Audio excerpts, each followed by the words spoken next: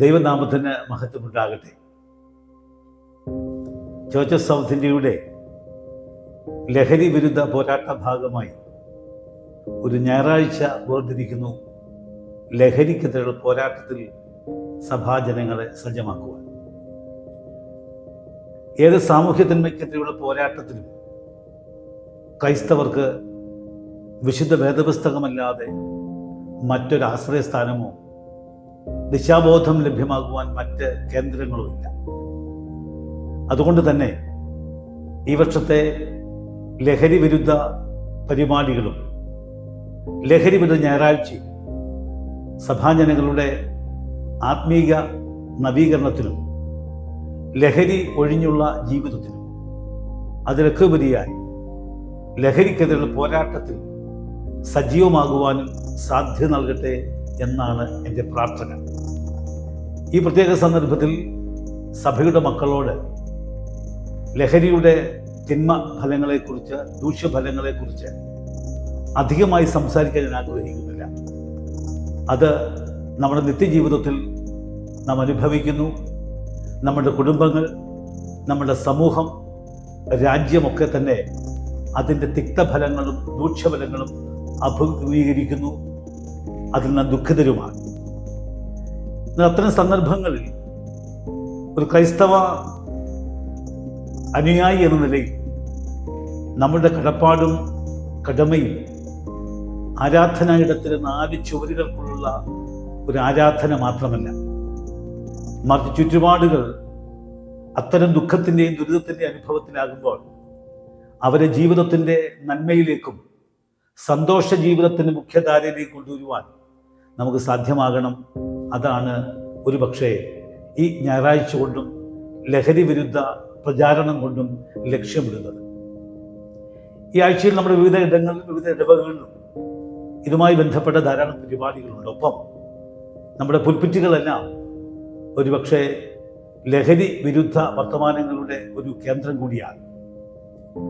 ഈ സന്ദർഭത്തിൽ ദാനിയേലിന്റെ പുസ്തകത്തിലെ ചില ചിന്തകൾ നിങ്ങളുമായി പങ്കുവെക്കുന്നത് ഉചിതം എന്ന് ഞാൻ വിചാരിക്കുകയാണ്. പലപ്പോഴും നമ്മുടെ ഇടയിലുള്ള പ്രിയപ്പെട്ടവരും നമ്മുടെ യുവതി യുവാക്കളുമൊക്കെ ലഹരിക്ക് അടിമപ്പെടുമ്പോൾ നാം സാധാരണ പറഞ്ഞ കാര്യമുണ്ട്. അവൻ്റെ സാഹചര്യമാണ് അതിന് കാരണം, അവൻ്റെ കൂട്ടുകെട്ടാണ് അതിന് കാരണം, അല്ലെങ്കിൽ അതിൻ്റെ സാഹചര്യം അങ്ങനെ ആയിപ്പോയി, അതാണ് ഒരു പക്ഷെ അവൻ്റെ ആ പരാജയത്തിന് കാരണമെന്ന് നാം പറയുമ്പോൾ അത്തരം ജീവിതത്തിൻ്റെ സന്ദർഭങ്ങളിൽ പെടുന്നവർക്ക് തിരിച്ചറിവിനും സാധ്യതയുണ്ട് എന്ന് നമ്മെ ബോധ്യപ്പെടുത്തുന്ന, എല്ലാ കാലത്തും ഒത്തിരി ആത്മീയ സംവേദനം നടത്തുന്ന ഒരു ഭാഗമാണ് ദാനിയേലിന്റെ പുസ്തകവും ദാനിയേലിന്റെ ജീവിതവും. ദാനിയേലിന്റെ പുസ്തകമോ ദാനിയേലിന്റെ ജീവിതത്തിന്റെ അത്തരം സന്ദർഭങ്ങളോ വിവരിച്ച് സമയം കളയാൻ ഞാൻ ആഗ്രഹിക്കുന്നില്ല. നല്ല പുസ്തകം ഗൗരവമായി പഠിക്കുകയും രാജകീയ ഭോജനവുമായി ബന്ധപ്പെട്ടും ലഹരിയുമായി ബന്ധപ്പെട്ടുമുള്ള ദാനിയേലിന്റെ നിശ്ചയദാർഢ്യവും ധാരണയും കൺവിക്ഷനും ഒക്കെ നമ്മെ ബോധ്യപ്പെടുത്തുന്നത് സാഹചര്യങ്ങളല്ല, മറിച്ച് ചില സാധ്യതകളെ തേടിയുള്ള അന്വേഷണമാണ് നമ്മൾ ഈ പരാജയത്തിലേക്ക് എത്തിക്കുന്നത്. ദാനിയേലിന്റെ ജീവിതത്തെ സംബന്ധിച്ച് പലപ്പോഴും പറയാറുണ്ട്, ദാനിയേലിന് ഒരു സ്ഥലമാറ്റമുണ്ടായി, ഒരുപക്ഷെ ഒരു പേരുമാറ്റമുണ്ടായി, അല്ലെങ്കിൽ ഒരു ഭക്ഷണമാറ്റം ഉണ്ടാവുകയാണ്. വളരെ നല്ല ഒരു ജീവിതത്തിൻ്റെ ചര്യയിലാകുന്ന ദാനിയേലിന് change of abode, change of name and change of food, ഇത് മൂന്നും തൻ്റെ ജീവിതത്തിൽ ഒരു വെല്ലുവിളിയായി വരികയാണ്. ആ ദാനിയേലിനെ മുൻനിർത്തിയാണ് നമ്മുടെ സാഹചര്യങ്ങളല്ല, ചില സാധ്യതകളാണ് നാം വെട്ടിത്തുറക്കേണ്ടത് എന്ന് നാം പഠിക്കുകയും മനസ്സിലാക്കുകയും ചെയ്യുന്നത്. ഈ കാലമെല്ലാം ഒരു പ്രതിസന്ധിയുടെ കാലമാണ്, ഒരു കെട്ടകാലമെന്നൊക്കെ ആൾക്കാർ പറയുമ്പോൾ ആ കെട്ടകാലത്തിന് കാരണം സാമ്പത്തികമായ അപജയമോ പരാജയങ്ങളോ അല്ല, മറിച്ച് ഈ സാമ്പത്തികത്തിൻ്റെ യൂട്ടിലൈസേഷൻ അത് ആവശ്യമില്ലാത്ത ഇടത്തേക്ക് പോകുന്നു എന്നുള്ളതാണ് ഏറെ ശ്രദ്ധിക്കേണ്ടത്.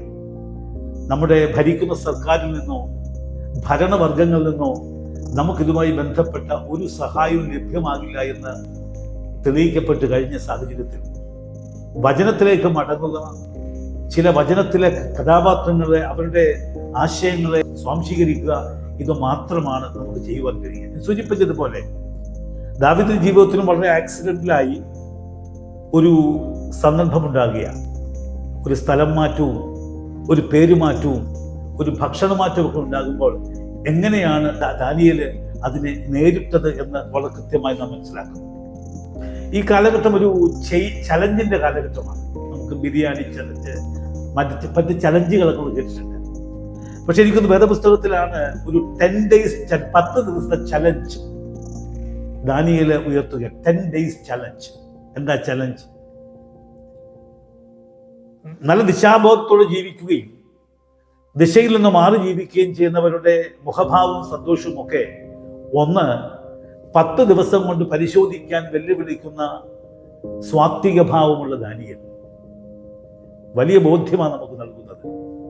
സാഹചര്യങ്ങളല്ല, മുൻപിലുള്ള വേദത്തിന്റെ സാധ്യതയെ തിരഞ്ഞെടുക്കുവാൻ നമ്മുടെ തലമുറയ്ക്ക് സാധ്യമാകുമോ എന്ന ചോദ്യം, നമ്മുടെ സഭയ്ക്ക് സാധ്യമാകുമോ എന്ന ചോദ്യത്തിന് മറുപടി പറയുക. ഞാൻ ഈ ഭാഗം ഒന്ന് വിവരിച്ച സമയങ്ങളാൻ ആഗ്രഹിക്കുന്നത്. ഒന്ന് വ്യക്തമാണ്, 10 ദിവസം കൊണ്ട് ഏത് പേരുമാറ്റമുണ്ടായാലും, ഏത് ഭക്ഷണമാറ്റമുണ്ടായാലും, ഏത് സ്ഥലം മാറ്റമുണ്ടായാലും നിശ്ചയദാർഢ്യത്തിന്റെ ആത്മാവിൽ ജീവിച്ചാൽ ഒരു തിന്മശക്തിക്ക് നമ്മളെ കീഴ്പ്പെടുത്താൻ കഴിയില്ല എന്നും ഒരു ലഹരിക്ക് നാം അടിമപ്പെടില്ല എന്നും നമ്മെ വ്യക്തമായി ബോധ്യപ്പെടുത്തുന്ന ഒരു ജീവിതത്തിന്റെ അടയാളമായി നമ്മുടെ മുൻപിൽ നിൽക്കുകയാണ് ദാനിയേൽ. അതുകൊണ്ട് നമ്മുടെ സമപ്രായക്കാരോ സമീപവാസികളോ സഭ അംഗങ്ങളോ അല്ല നമ്മുടെ പരാജയത്തിന് കാരണം, മറിച്ച് നമ്മുടെ ജീവിതത്തിൽ യാദൃച്ഛികമെന്ന് തോന്നുന്ന ചില സന്ദർഭങ്ങളിൽ നാം വീണു പോകുന്നതാണ് എന്ന് നാം മനസ്സിലാക്കേണ്ടതായിട്ടുണ്ട്. അതുകൊണ്ട് ദാനിയേൽ നമ്മെ പഠിപ്പിക്കുന്നത് we need to have faithfulness without compromise. ദൈവിക വിശ്വസ്തത, അതിന് ഒരു കോംപ്രമൈസ് പാടില്ല എന്നുള്ളതാണ്. ദാനിയേലും ആൽക്കഹോളും തമ്മിലുള്ള ഒരു മൽപ്പിടുത്തമുണ്ട്. ആ മൽപ്പിടുത്തത്തിൽ അത് നമുക്കെല്ലാവർക്കുമുള്ള ഒരു മൽപ്പിടുത്തം തന്നെയാണ്. എപ്പോഴും നമ്മുടെ ഓരോ ജീവിത ചര്യകളിലും നന്മയും തിന്മയും തമ്മിൽ ഒരു പോരാട്ടവും ഒരു ശത്രുതയും ഉണ്ട് എങ്കിൽ അത് പറഞ്ഞതുപോലെ ദാനിയേലിന്റെ ജീവിതത്തിലും ആൽക്കഹോളും തന്നെയുമായുള്ള മൽപ്പിടുത്തമുണ്ട്. ആ മൽപ്പിടുത്തത്തിൽ ദാനിയേൽ ആൽക്കഹോളിനെയും സമാനമായ കാര്യങ്ങളെയും ഒക്കെ ഒരുപക്ഷെ കളയുകയാണ്. അപ്പൊ അതുകൊണ്ട് വിശുദ്ധമായ ഒരു പാതയിലേക്ക് നമ്മൾ നയിക്കപ്പെടണം. ആ വിശുദ്ധമായ പാതയിൽ നയിക്കപ്പെടണമെങ്കിൽ നമ്മുടെ ചുറ്റുപാടുകളെയല്ലേ നോക്കേണ്ടത്, നമ്മുടെ മുൻപിലിരിക്കുന്ന വചനത്തിന്റെ സത്തയെ തിരിച്ചറിയാൻ നമുക്ക് സാധ്യമാകണം. നമുക്കേറെ ഇഷ്ടപ്പെട്ട R.C. സ്പ്രൗൾ എന്ന് പറയുന്ന ഒരു ദൈവ മനുഷ്യൻ പറഞ്ഞിട്ടുണ്ട്, holiness is not accidental, it is a deliberate choice. ഞാൻ ആവർത്തിക്കുക, holiness is not accidental, it's a deliberate choice.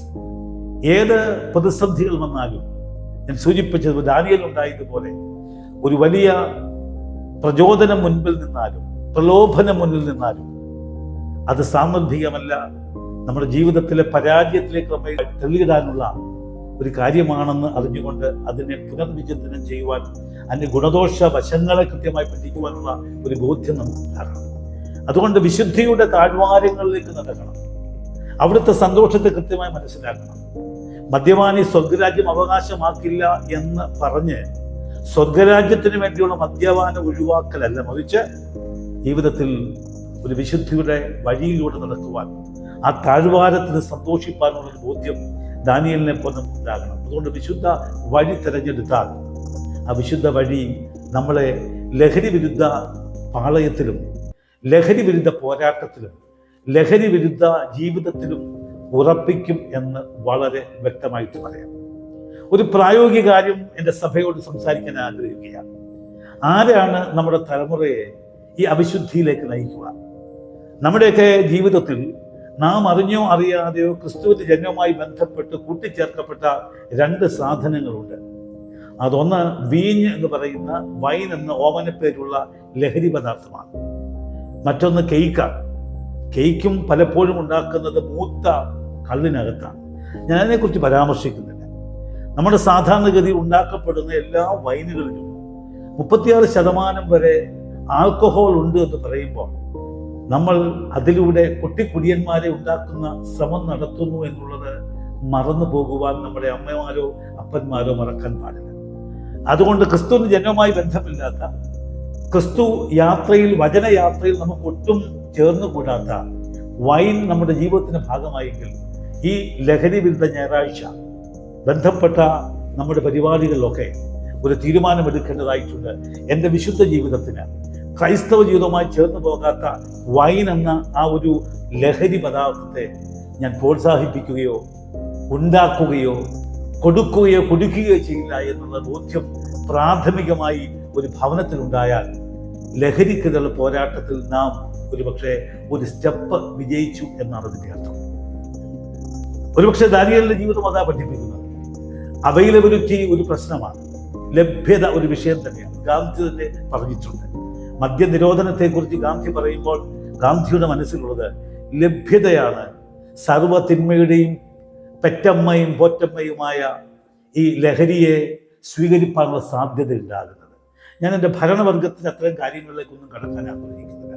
ആ കൽപ്പന ലംഘനം ഒരിക്കലും ഉണ്ടാകാൻ പാടില്ല. മദ്യപാനി സ്വർഗരാജ്യം അവകാശമാക്കത്തില്ല എന്ന് പറയുമ്പോൾ മദ്യപിക്കുന്നവർ ആ ഒരു ഫ്രെയിമിൽ നിന്ന് പുറത്താണെന്നുള്ളതല്ല, മാനസാന്തരത്തിലേക്ക് മടങ്ങണമെന്ന ഒരു വലിയ ചിന്തയാണുള്ളത്. നമ്മളിന്ന് ഒരുപക്ഷെ ഈ ആഴ്ചയിൽ വായിക്കുന്ന ഒരു ചിന്ത അശുദ്ധാത്മാവ് ബാധിച്ച ഒരു മനുഷ്യനെ കുറിച്ചാണ്. അശുദ്ധാത്മാവ് ബാധിച്ച മനുഷ്യൻ എന്ന് പറയുന്നത് ഒരുപക്ഷെ ജീവിതത്തിൽ വ്യത്യസ്തമായ ദിശയിലേക്ക് പിടിച്ചു കൊണ്ടുപോക്കപ്പെടുന്നവരാണ്. നമ്മൾ കുട്ടികളൊക്കെ ഒരുപക്ഷെ അവരറിയാതെ അത്തരം ദിശയിലേക്ക് കൊണ്ടുപോക്കപ്പെടുന്നവരാണ്, അല്ലെങ്കിൽ വലിച്ചിണയ്ക്കപ്പെടുന്നവരാണ്. അത്തരം അശുദ്ധാത്മാവ് ബാധിച്ച ഒരു മനുഷ്യനാണ് യേശുവിൻ്റെ സന്ദർശനത്താൽ, യേശുവിൻ്റെ സാമീപ്യത്തിൽ പറയുന്നു, ഞാനും കൂടെ വരട്ടെ. ഒരുപക്ഷെ ഒരിക്കലും പ്രതീക്ഷിക്കാത്ത കാര്യമാണ്. നമ്മൾ ചുറ്റുപാടുകൾ നോക്കുമ്പോൾ മദ്യപാനത്തിനും ലഹരിക്കും അടിമപ്പെട്ട യുവതിയുവാക്കളെയും സാധാരണക്കാരെയും നോക്കുമ്പോൾ അവരെ നമുക്ക് ഒരുപക്ഷെ ഇങ്ങനെ വിളിക്കാൻ കഴിയും. അശുദ്ധാത്മാവ് ബാധിച്ച മനുഷ്യനെ വേദപുസ്തക ചിന്തകന്മാർ വിളിക്കുന്നത് എനർജറ്റിക് സിന്നർ എന്നാണ്, ഒരുപക്ഷെ കർമ്മോത്സുകനായ ഒരു പാപി എന്നാണ്.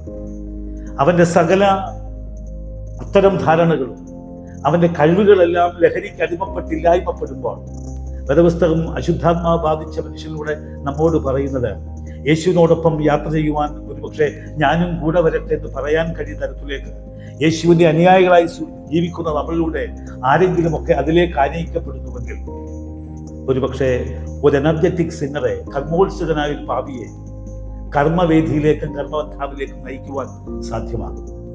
ഞാൻ അവസാനിപ്പിക്കുകയാണ്. ലഹരി വിരുദ്ധ ദിനവും ലഹരി വിരുദ്ധ പോരാട്ടവും ഒക്കെ ക്രൈസ്തവന് ഒരിക്കലും അന്യമാകേണ്ടതല്ല. മറിച്ച് സമൂഹത്തിൻ്റെ എല്ലാ തിന്മകളും നമുക്കൊരുപക്ഷെ അപജയങ്ങൾ സൃഷ്ടിക്കുമെന്നുള്ളത് കൊണ്ട് തന്നെ ആ അപജയങ്ങളെ ശക്തിയുക്തം എതിർക്കേണ്ട നാം സാക്ഷികളായി നിന്നുകൊണ്ട് സ്വയ അവബോധത്തിലൂടെയും സ്വയ നിയന്ത്രണത്തിലൂടെയും അനേകരെ ഇതിലേക്ക് തിരിച്ചു കൊണ്ടുവരേണ്ട സാധ്യതയും സാഹചര്യവും നമുക്കുണ്ടാകണം. അതിന് പ്രാഥമികമായി ഇതിന് മുൻപിൽ നിൽക്കുന്നവർ, ഞാൻ സൂചിപ്പിച്ചതുപോലെ എൻ്റെ കുടുംബത്തിൽ മുന്തിരിച്ചാറുന്ന ഓമനപ്പേരിട്ട് വിളിക്കുന്ന വൈൻ ഒരിക്കലും ഉണ്ടാക്കില്ല എന്ന് ചിന്തിക്കുന്ന ഒരു ചിന്ത തന്നെ ഒരുപക്ഷെ ആ സെൽഫ് കൺട്രോളിൻ്റെ ആദ്യ പാഠമാണ് പഠിക്കുക.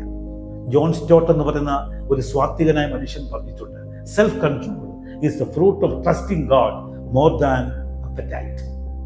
Self control is the fruit of trusting God more than appetite. നമ്മുടെ ഏത് പ്രതിസന്ധി, ഏത് താല്പര്യങ്ങളും നമുക്ക് മുന്നോട്ടുണ്ടായാലും സ്വനിയന്ത്രണമുണ്ടെങ്കിൽ പലതിലും നമുക്ക് നമ്മെ തന്നെ കൺട്രോൾ ചെയ്യാൻ കഴിയും. അശുദ്ധാത്മാവ് ബാധിച്ച മനുഷ്യനെ പോലെ നമുക്കും പറയേണ്ടതായിട്ടുണ്ട്, കർത്താവേ ഞാനും കൂടെ വരട്ടെ. നമുക്കും പലരെയും കൊണ്ട് പറയിക്കേണ്ടതായിട്ടുണ്ട്, ഞാനും നിങ്ങളോടൊപ്പം കൂടട്ടെ. ആരാധനയിൽ, സംഗീതത്തിൽ, സഭയുടെ ശുശ്രൂഷയിൽ, ഭവന പ്രാർത്ഥനകളിൽ, കൺവെൻഷനുകളിൽ, കൂട്ടായ്മകളിൽ, സാമൂഹ്യ സേവനത്തിലൊക്കെ ഞാനും കൂടി ചേരട്ടെ എന്ന് അനേകരെ കൊണ്ടുവരുവാനുള്ള വലിയ ശ്രമത്തിന് ഈ ദിവസം അനുഗ്രഹമാകണം. ഞാൻ മുമ്പ് സൂചിച്ചതുപോലെ മദ്യപാനത്തിൽ പിടിക്കപ്പെട്ട, ലഹരിക്ക് അടിമപ്പെട്ട ഒരാളെ അകറ്റാൻ വേണ്ടിയല്ല ലഹരി വിരുദ്ധ ഞായറാഴ്ച. അവനെ നെഞ്ചോട് ചേർക്കുവാൻ, അവൻ്റെ ഹൃദയത്തിൽ സ്നേഹത്തെ അടയാളപ്പെടുത്തുവാൻ, അതുവഴി ക്രിസ്തു സ്നേഹം പകരുവാൻ വേണ്ടിയാണ്. അതിനായി നമ്മെ ദൈവം അനുവദിക്കട്ടെ എന്നുള്ള പ്രാർത്ഥനയോടെ ഞാൻ വാക്കുകൾ ചുരുക്കും. ദൈവം നമ്മെ അനുഗ്രഹിക്കട്ടെ. നമുക്ക് പ്രാർത്ഥിക്കാം. നല്ലവനായ കർത്താവേ, നന്ദിയോടെ സ്തോത്രം. ഞങ്ങളുടെ സാഹചര്യങ്ങൾ പലപ്പോഴും ഞങ്ങളെ തെറ്റിലേക്കും ലഹരിയുടെ കരാളഹസ്തങ്ങളിലേക്കും പിടിച്ചിടുമ്പോഴും ഞങ്ങളൊന്ന് മനസ്സിലാക്കുന്നു, ഞങ്ങളുടെ സ്ഥലം മാറ്റമോ ഞങ്ങളുടെ പേരുമാറ്റമോ ഞങ്ങളുടെ ഭക്ഷണമാറ്റമൊന്നും ബോധ്യമുള്ള ഒരു തലമുറയ്ക്ക് ദൈവമേ നാശത്തിന് മാർഗമല്ലല്ലോ. ഏത് ജീവിതസന്ധിയിലും അങ്ങോട്ടുള്ള വിശ്വസ്തത, വിശ്വാസത്തിലേക്കും അതുവഴി വിശുദ്ധിയിലേക്കുള്ള ഞങ്ങളുടെ നടത്തം, അത് കർത്താവ് ഏറ്റവും അനിവാര്യമാണല്ലോ. ദൈവമേ, ആ അനിവാര്യതയിലേക്ക് ഞങ്ങൾ നയിക്കപ്പെടുവാൻ വിശുദ്ധിയുടെ വാതായനം ഞങ്ങളെ തുറക്കണമെന്ന് പ്രാർത്ഥിക്കുന്നു. അശുദ്ധാത്മാവ് ബാധിച്ച മനുഷ്യനെ പോലെ അനേകരെ കൂടെ കൂട്ടുവാൻ പക്വമായ ദൈവശക്തിയുടെ ഇടമായി ഞങ്ങൾ സഭകളെയും ഞങ്ങളെ നീ മാറ്റണം. ദൈവമേ, ഈ ലഹരി വിരുദ്ധ ഞായറാഴ്ചയും ബന്ധപ്പെട്ട പരിപാടികളും അതുമായി ബന്ധപ്പെട്ട പോരാട്ടങ്ങളും സമൂഹത്തിൻ്റെ നന്മയ്ക്ക് ഉതകുവാൻ കഴിവുണ്ടാകണം. എല്ലാവരെയും അതിനായി ഒരുക്കണം. കൃപയിൽ സൂക്ഷിക്കണം. യേശു മൂലം പ്രാർത്ഥന ദയവുണ്ടായി കേൾക്കണമേ. ആമേൻ.